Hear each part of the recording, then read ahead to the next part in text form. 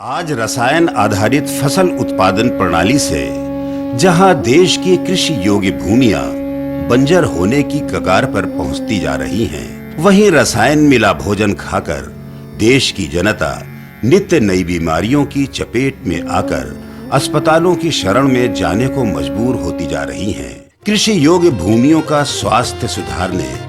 एवं भोजन को रसायन मुक्त बनाने के लिए बुंदेलखंड सघन ग्रामीण विकास समिति एवं Bundelkhand organic private limited Jhansi के सौजन्य से अंतर्राज्यीय 2 दिवसीय जैविक कार्यशाला का आयोजन बुंदेलखंड ऑर्गेनिक प्राइवेट लिमिटेड ग्राम डोगरी जनपद झांसी के कैंपस में दिनांक 8 एवं 9 अप्रैल को किया गया। इस कार्यशाला में 5 राज्यों मध्य प्रदेश, राजस्थान, दिल्ली, हरियाणा और उत्तर प्रदेश के 70 प्रतिभागियों ने हिस्सा लिया और सबने मिलकर संकल्प लिया कि देश की फसल उत्पादन प्रणाली को रसायन मुक्त बनाएंगे तथा धरती की कोख को बंजर होने से बचाएंगे। यही नहीं, किसानों की आय में बढ़ोतरी करेंगे और आने वाली पीढ़ियों को ये संदेश भी देंगे कि कृषि लाभ का विषय है। कार्यक्रम के मुख्य अतिथि ख्याति प्राप्त जैविक कृषि विशेषज्ञ श्री भारत भूषण त्यागी थे। श्री त्यागी जी ने सभी प्रतिभागियों को मानव जीवन को मौलिक मूल्यों से परिचित कराते हुए जैविक खेती के गुर सिखलाए तथा जैविक कृषि का पंजीकरण और उत्पादित सामान को प्रोसेसिंग करके आसपास के शहरों में बेचने की संपूर्ण जानकारी दी। वीके सचान सहायक निदेशक कृषि, जो विगत 15 वर्षों से बुंदेलखंड के कृषकों को जैविक खेती के तौर तरीके सिखाते आए हैं, उन्होंने प्रतिभागियों को अवगत कराया कि अब जैविक कृषि बहुत आसान हो गई है, क्योंकि रसायनों के अत्यधिक प्रयोग से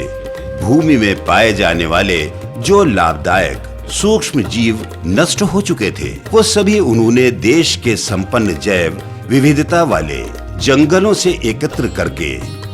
उससे वरदान जैविक खाद बनाने की तकनीक विकसित कर ली है। सभी प्रतिभागियों को